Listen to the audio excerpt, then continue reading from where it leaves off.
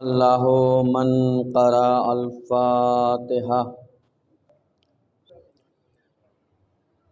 لا حول ولا قوة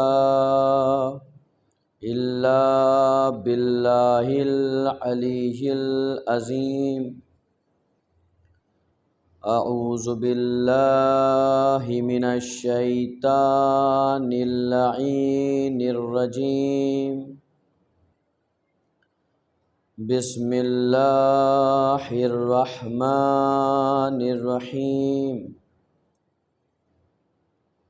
الحمد للہ الذی ہدانا لہذا وما کننا لنہتدی لولا ان ہدانا اللہ لقد جاءت رسل ربنا بالحق الصلاة والسلام والتحیۃ والاکرام علی سید اسلم ما فی الوجود سر اللہ فی کل موجود نقطتی دائرۃ الوجود صاحب لواء الحمد والمقام المحمود مولانا و مولا الثقلین جد الحسن والحسین ابی القاسم محمد وعلى أهل بيته الطيبين الطاهرين المعصومين المظلومين من الآن إلى قيام يوم الدين أما بعد فقد قال الله تبارك وتعالى في القرآن المجيد وهو أصدق الصادقين وقوله الحق بسم الله الرحمن الرحيم قل لا أسألكم عليه أجرا إلا المودة في القربى۔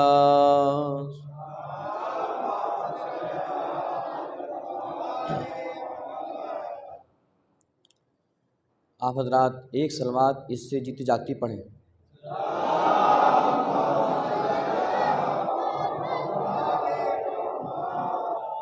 ایک مرتبہ اور بلند آواز سے صلوات پڑھیں۔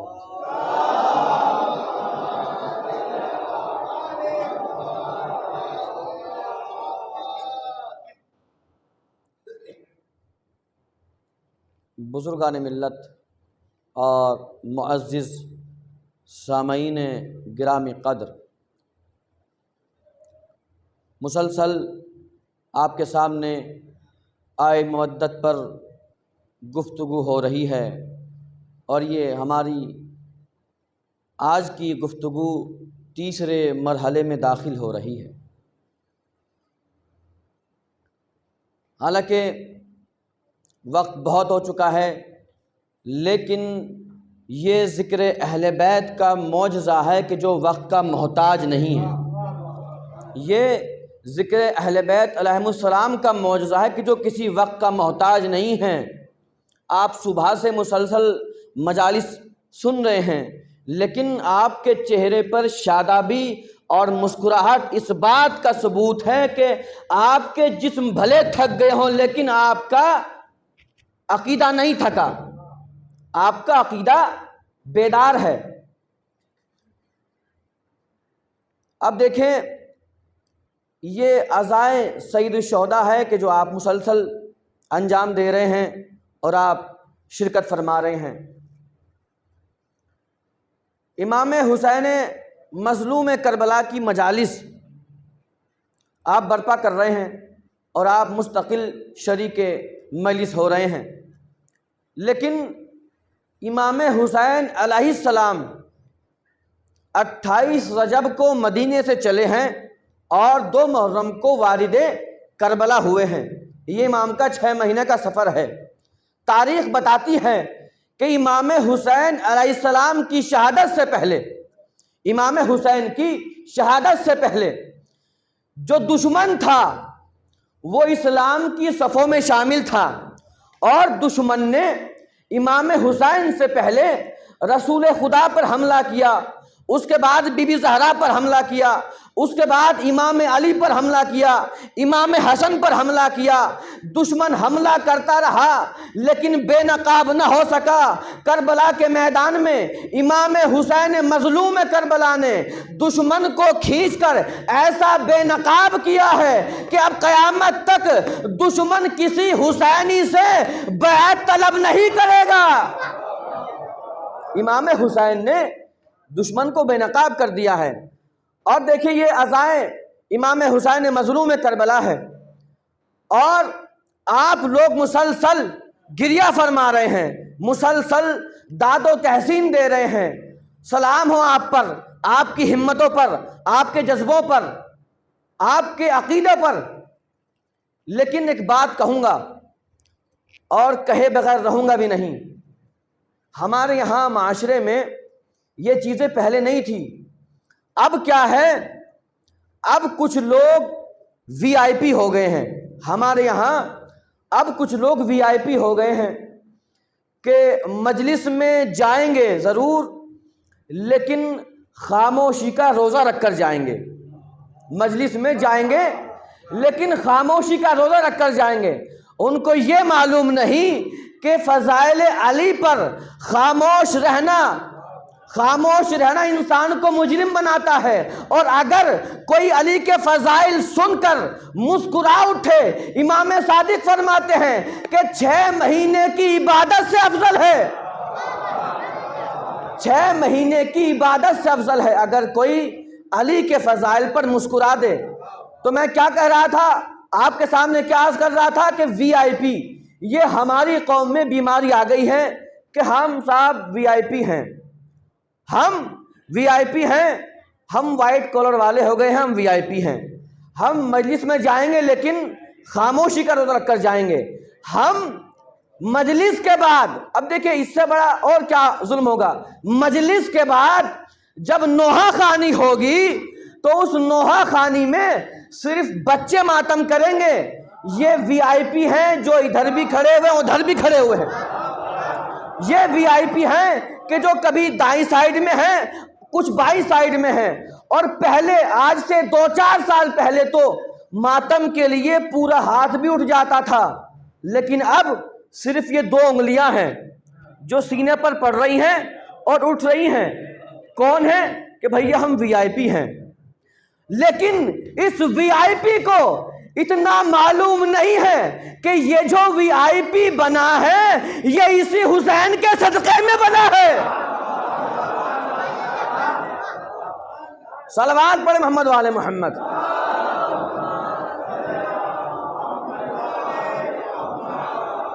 تو یہ امام حسین کی عزاداری ہے، اس میں کسی طرح کی کوئی دولت مندی یا کوئی گھمنڈ نہیں چلنے والا، بلکہ حسین کا دربار تو وہ دربار ہے کہ جتنا جھک کر آؤ گے حسین آپ کو اتنا بلند کرتے چلے جائیں گے۔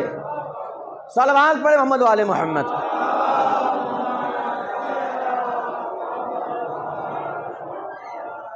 اچھا میں نے ایک بات اور دیکھی ہے، کہتا چلوں بھئی یہ ضعیف لوگ ہیں، اگر دیوار کے سہارے کی ضرورت ہو تو ان کو ہو، جو نوجوان ہیں ان کو کیا ضرورت ہے دیوار کے سہارے کی؟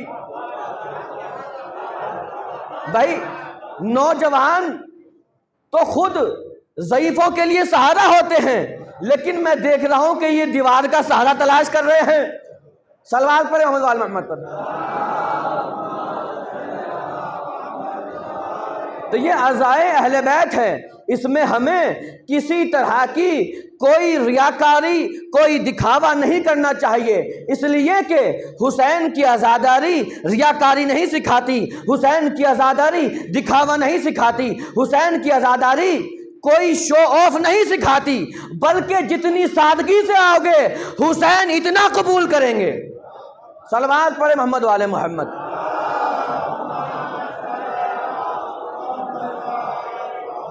یہ امام حسین مظلوم کربلا ہیں کہ جنہوں نے حر آیا تھا اور شب عاشور حر آیا ہے، جب تک حسین کے پاس نہیں آیا تھا حر تھا، لیکن امام حسین کے پاس آیا تو حر علیہ السلام ہو گیا۔ یہ امام حسین کا معجزہ ہے، جیتا جاگتا معجزہ ہے کہ امام حسین کے یہاں جتنی سادگی سے آؤ گے، جتنے خلوص سے آؤ گے، جتنا چھوٹا بن کر آؤ گے، امام حسین اتنا بلند کرتے چلے جائیں گے۔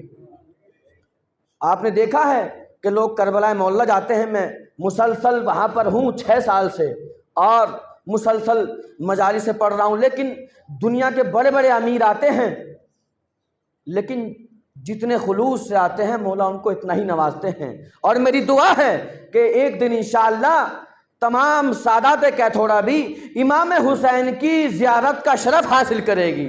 صلوات پڑھے محمد والے محمد۔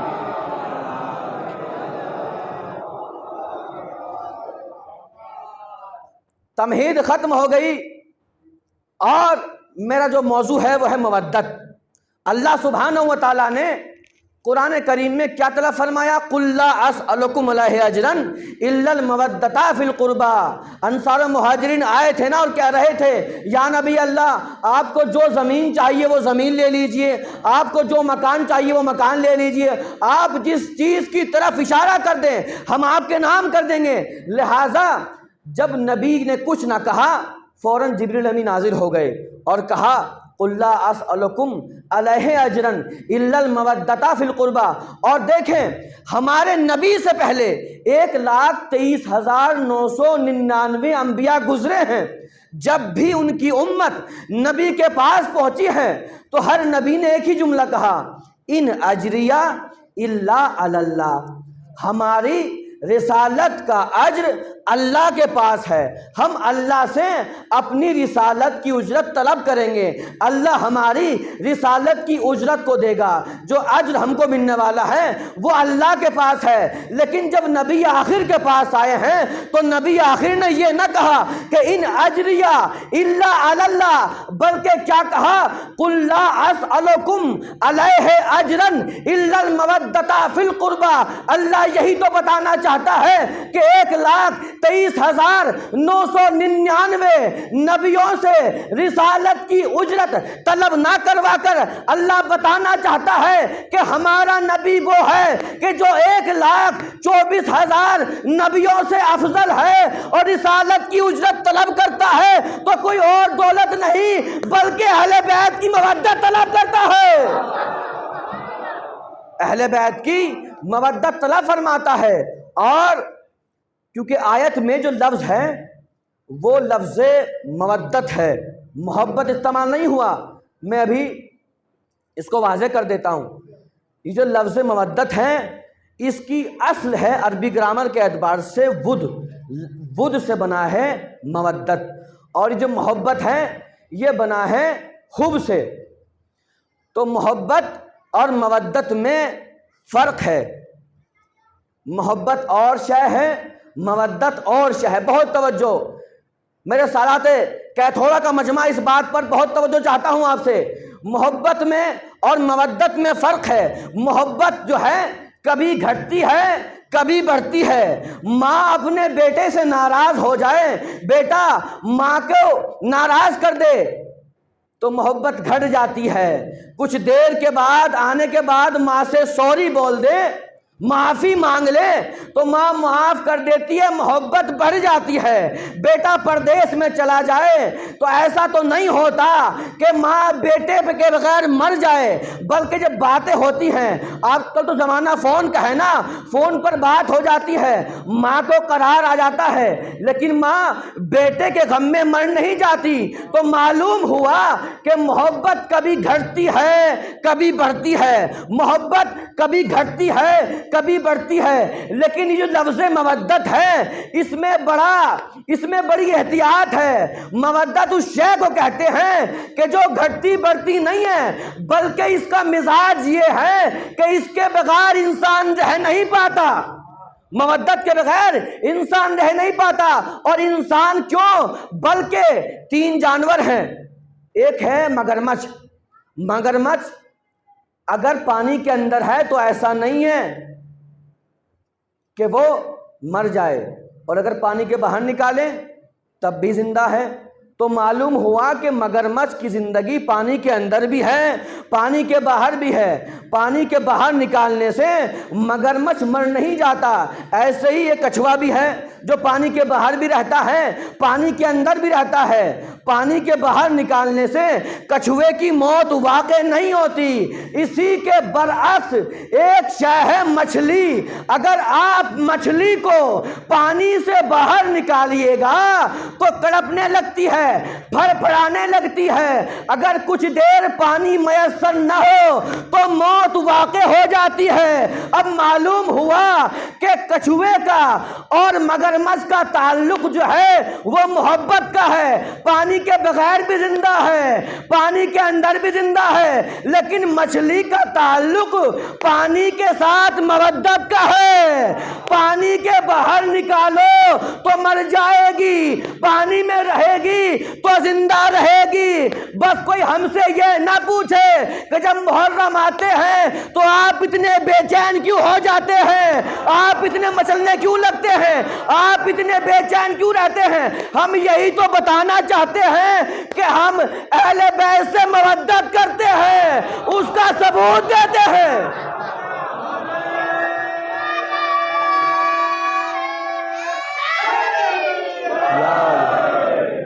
ہم اہل بیت سے مودت کرتے ہیں، اس کا ثبوت دیتے ہیں، اور ہم اہل بیت کے بغیر زندہ نہیں رہ پائیں گے۔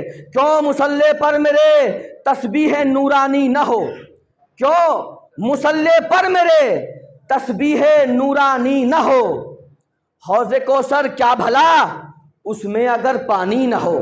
بہت توجہ، کیوں مصلی پر میرے تسبیح نورانی نہ ہو، حوض کوثر کیا بھلا اس میں اگر پانی نہ ہو۔ اس جگہ تم ڈھونڈنے نکلے ہو زہرا کا جواب۔ بہت توجہ، اس جگہ تم ڈھونڈنے نکلے ہو زہرا کا جواب، جس جگہ فضہ کی جوتی کا کوئی ثانی نہ ہو۔ کیوں مصلی پر میرے تسبیح نورانی نہ ہو، حوض کوثر کیا بھلا اس میں اگر پانی نہ ہو۔ اس جگہ تم ڈھونڈنے نکلے ہو زہرا کا جواب، جس جگہ فضہ کی جوتی کا کوئی ثانی نہ ہو، جس جگہ فضہ کی جوتی کا کوئی ثانی نہ ہو۔ کیسا سردار ملائک کون رضوان جنا، کیسا سردار ملائک کون رضوان جنا، جب تلک زہرا کی چوکھٹ کی دربانی نہ ہو، جب تلک زہرا تیری چوکھٹ کی دربانی نہ ہو۔ اور روٹیوں کو بھیج کر، بہت توجہ، روٹیوں کو بھیج کر رستہ بتا دو فاطمہ، تاکہ آیت کو اترنے میں پریشانی نہ ہو، تاکہ آیت کو اترنے میں پریشانی نہ ہو۔ تو یہ ہے اہل بیت کی عظمت کہ جن کے بغیر ہم زندہ نہیں رہ سکتے، ہماری حیات کا تصور ہی محال ہے۔ اور یہی وجہ ہے کہ ایک شخص آیا تھا امام صادق علیہ السلام کے پاس،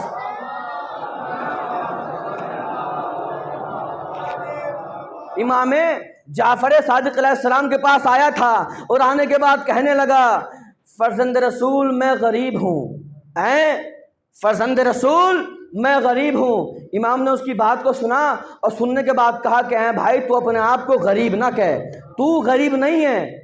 کہا کہ نہیں مولا میں غریب ہوں۔ امام نے پھر جواب دیا ہے بھائی تو اپنے آپ کو غریب نہ کہہ۔ وہ پھر کہنے لگا میں غریب ہوں۔ امام نے کہا اچھا یہ بتا کہ تو ہم سے محبت کرتا ہے؟ کہا کہ ہاں مولا آپ کی محبت میرے دل میں ہے، میرے سینے میں ہے، آپ کی محبت کے بغیر تو میری زندگی محال ہے۔ امام نے کہا کہ اچھا یہ بتا کہ اگر ایک ہاتھ میں پوری کائنات کی دولت رکھ دی جائے اور تجھ سے کہا جائے کہ ہماری محبت کو اپنے دل سے نکال دے تو تیرا کیا خیال ہے؟ کہنے لگا مولا ایسی دولت کو میں اپنی ٹھوکروں میں رکھتا ہوں، آپ کی محبت کو مجھ سے کوئی نہیں چھین سکتا۔ اس کے بعد مولا نے کہا تھا تو پھر آج کے بعد اپنے آپ کو غریب نہ کہنا، اس لیے کہ ہماری محبت کائنات کی ساری دولت پر بھاری ہے۔ اور ہمیں فخر ہونا چاہیے کہ ہم اہل بیت کے چاہنے والے ہیں، ان کی محبت ہمارے سینوں میں ہے۔ اب دیکھیں امام علی علیہ السلام کے آخری ایام ہیں۔ کس کے آخری ایام ہیں؟ امام کے ضربت لگ چکی ہے امام علی کے، اور زندگی کے آخری لمحات چل رہے ہیں۔ بہت توجہ، آخری بات ہے، اس کے بعد ضبط مصائب۔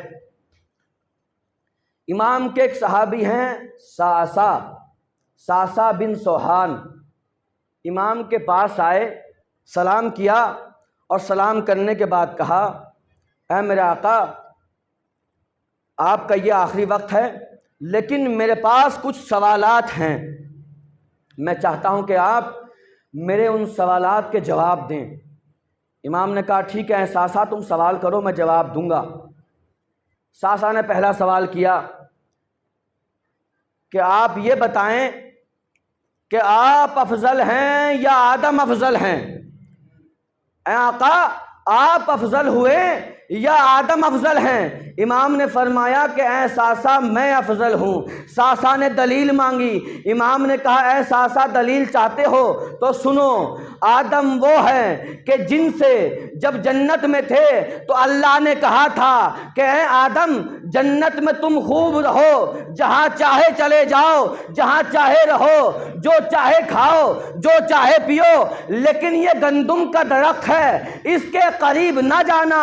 اے ساسا اللہ نے آدم سے منع فرمایا تھا، آدم قریب تو نہ گئے، ترک اولا ہوا، بلکہ اس گندم کو کھا لیا، اس گندم کو کھا لیا اور اللہ نے آدم کو نکال دیا۔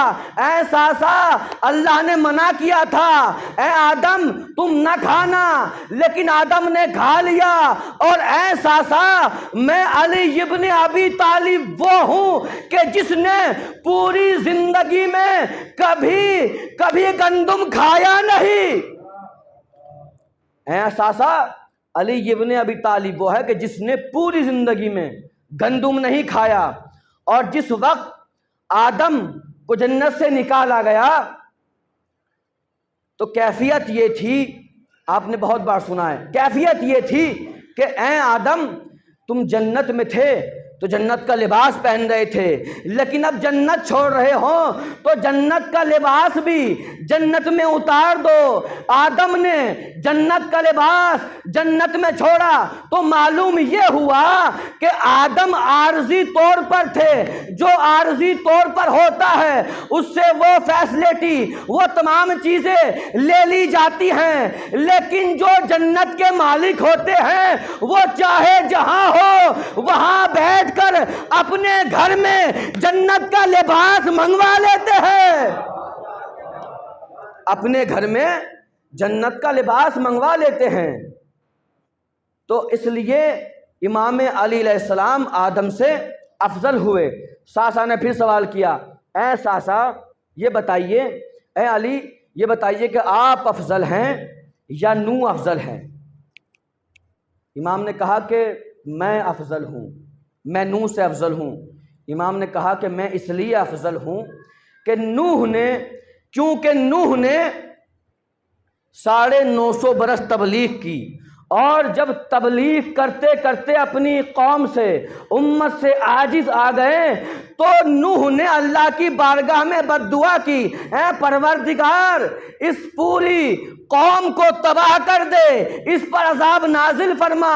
اللہ نے عذاب نازل فرمایا، تمام کافروں کو واصل جہنم کر دیا۔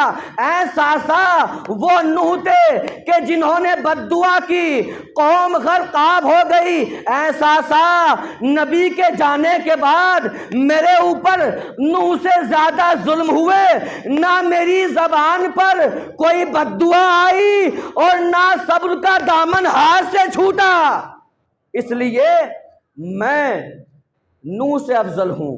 تو یہ ہے امام علی کہ جنہوں نے ساسا کو جواب دیے، اور اس کے بعد ساسا نے پھر سوال کیا، اے آقا آپ افضل ہیں یا عیسیٰ افضل ہیں؟ بہت توجہ، آپ افضل ہیں یا عیسیٰ افضل ہیں؟ امام نے کہا کہ اے ساسا میں عیسیٰ سے افضل ہوں، میں عیسیٰ سے افضل ہوں۔ ساسا نے دلیل پوچھی، امام نے فرمایا دلیل سننا چاہتے ہو؟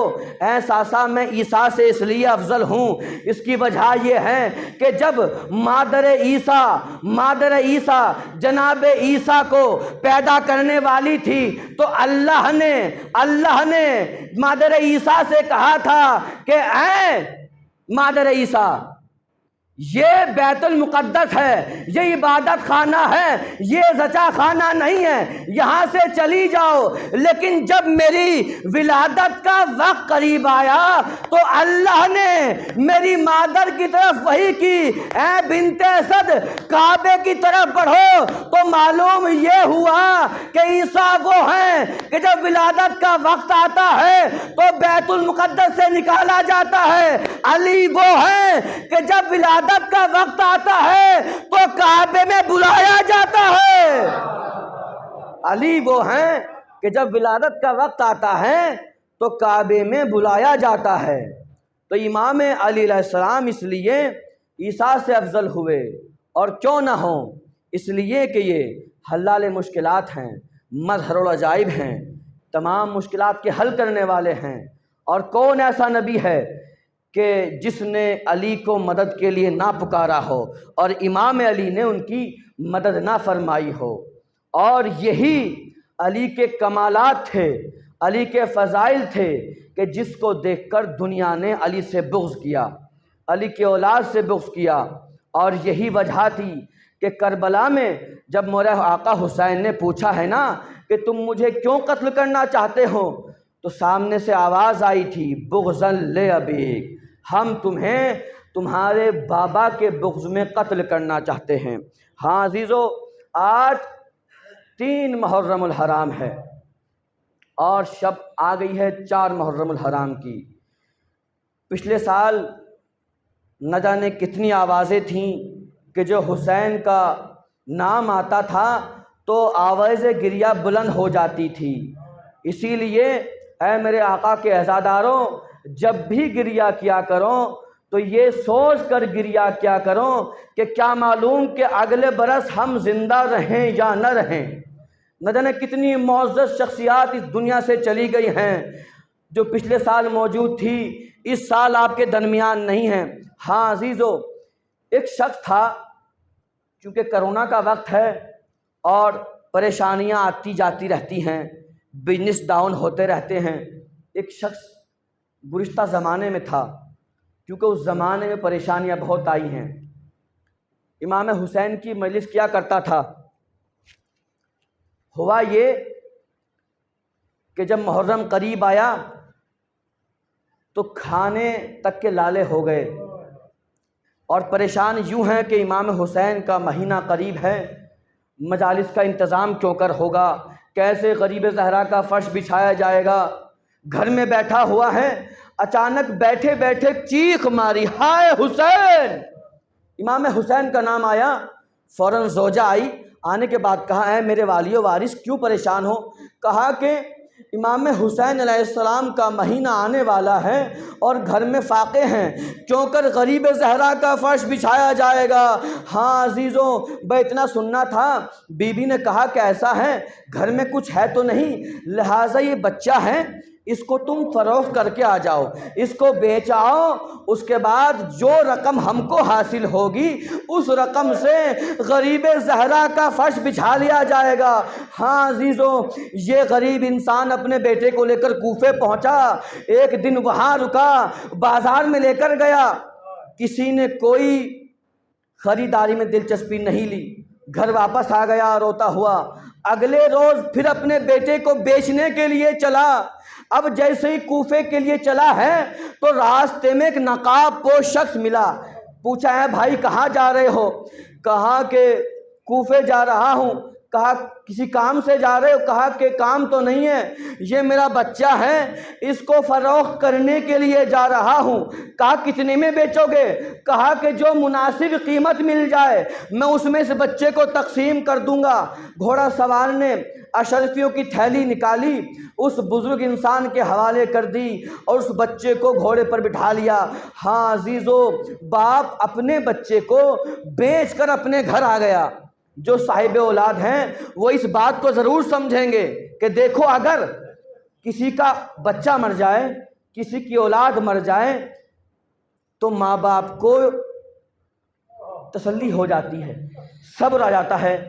لیکن اگر کوئی ماں باپ اپنے بچے کو بیچ کر چلے آئے تو یہ بات ماں باپ جانتے ہیں، ان کا دل جانتا ہے۔ ہاں عزیزوں، بس یہ شخص بیچ کر چلا آیا۔ جب بیچ کر چلا آیا اور چاند رات آ گئی، اہتمام کرنے لگا تو دق الباب ہوا۔ بچے نے آواز دی کہ بابا جان ذرا دروازہ کھولو، بابا جان دروازہ کھولو۔ اب جیسے ہی باپ نے دروازہ کھولا تو کیا دیکھا؟ بیٹا کھڑا ہوا ہے۔ باپ نے کہا کہ تم بھاگ کر چلے آئے، تم وہاں رکے کیوں نہیں؟ ہم نے تم کو فروخت کر دیا تھا۔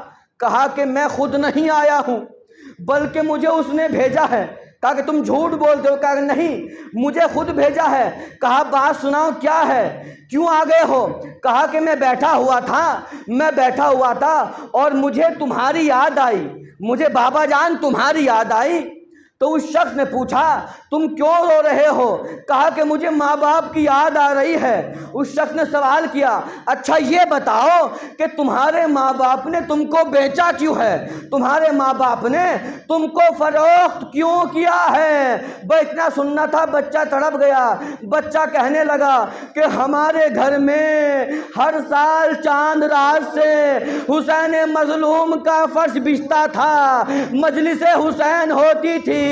اس سال گھر میں فاقے ہیں، لہٰذا میرے ماں باپ نے حسین کی مجلس کی خاطر مجھ کو بیچ دیا ہے۔ بس اتنا سننا تھا۔ جوان تڑپ گیا اور کہنے لگا جا تو اپنے گھر چلا جا۔ بچے نے انکار کیا، اپنے گھر نہ جاؤں گا۔ جوان نے کہا کہ اپنے ماں باپ سے کہنا اگر پوچھیں تو کہہ دینا کہ جس کے نام پر بیچا تھا اسی نے واپس کیا ہے، حسین نے مجھے واپس بھیجا ہے۔ آپ کی آوازیں گریہ بلند ہے۔ ہاں عزیزو، آج میرا دل چاہتا ہے کہ میں امام حسین کے جو بچپن کے دوست ہیں حبیب ان کا ذکر کروں۔ جب کربلا میں فوج یزید کی طرف سے لشکر پر لشکر ہیں، سپاہی پر سپاہی ہیں، تو امام حسین کی شیر دل بیٹی ثانیہ زہرا کہتی ہیں بھیا کیا تمہارا کوئی دوست نہیں ہے جو تمہاری مدد کر سکے؟ کہا کہ نہیں بہن، ایک میرا دوست ہے۔ امام حسین نے جناب حبیب کو خط لکھا اور اس انداز سے خط لکھا کہ غریب زہرا کی طرف سے حبیب کو خط ہے۔ ہاں عزیزوں، قاصد خط لے کر پہنچا ہے، قاصد کوفے اس خط کو لے کر پہنچا۔ حبیب نے خط کو کھولا، آنکھوں سے لگایا، خط پڑھنا شروع کیا، آنکھوں میں آنسو آ گئے۔ اپنی زوجہ سے کہنے لگے کہ میرا بچپن کا دوست، نبی کا نواسا، علی کا لاڈلا، زہرا کا بیٹا حسین مصیبت میں ہے اور مجھے حسین نے یاد کیا ہے۔ حبیب کی زوجہ کہتی ہے اے حبیب پھر دیر کیسی ہے، تم حسین کی نصرت کے لیے کربلا جاؤ۔ ہاں عزیزوں، بس حبیب کو کچھ دیر ہوئی تھی آنے میں کہ حبیب کا غلام گھوڑے سے ہی گفتگو کر رہا تھا کہ اے حبیب کے گھوڑے، اگر حبیب نہ آئے تو میں حسین کی نصرت کے لیے کربلا جاؤں گا، میں حسین کی نصرت کے لیے کربلا جاؤں گا۔ ہاں عزیزو، حبیب کربلا پہنچے ہیں۔ بہت توجہ، حبیب کربلا پہنچے ہیں، اور اب جیسے ہی حبیب کربلا پہنچے، امام حسین نے غربت کے عالم میں اپنے بھائی، اپنے دوست حبیب کا استقبال کیا اور ایک درد بھرا جملہ کہا، اے حبیب تم ہمارے اس عالم میں مہمان ہوئے ہو کہ ہم تمہیں 2 گھونٹ پانی بھی نہیں پلا سکتے۔ ہاں عزیزوں، اتنا سننا تھا، حبیب تڑپ گئے۔ ابھی آقا حسین اور حبیب کے درمیان یہ گفتگو ہو رہی تھی کہ خیمے سے 2 بچے نمودار ہوئے اور یہ جملہ کہا، ماموں حبیب اماں نے سلام کہلایا ہے۔ اتنا سننا تھا، حبیب تڑپ گئے اور کہنے لگے، شہزادیوں پر کیسا وقت آ گیا کہ غلام زادوں کو شہزادیاں سلام کہلا رہی ہیں۔ الا لعنت اللہ علی القوم الظالمین وسیعلم الذین ظلموا ای منقلب ینقلبون۔ بسم اللہ الرحمن الرحیم۔ اللہم کل ولیک الحجۃ بن الحسن صلواتک علیہ وعلی آبائہ فی ہذہ الساعۃ وفی کل ساعہ ولیا وحافظا وقائدا وناصرا ودلیلا وعینا حتی تسکنہ ارضک طوعا وتمتعہ فیہا طویلا۔ ماتم حسین۔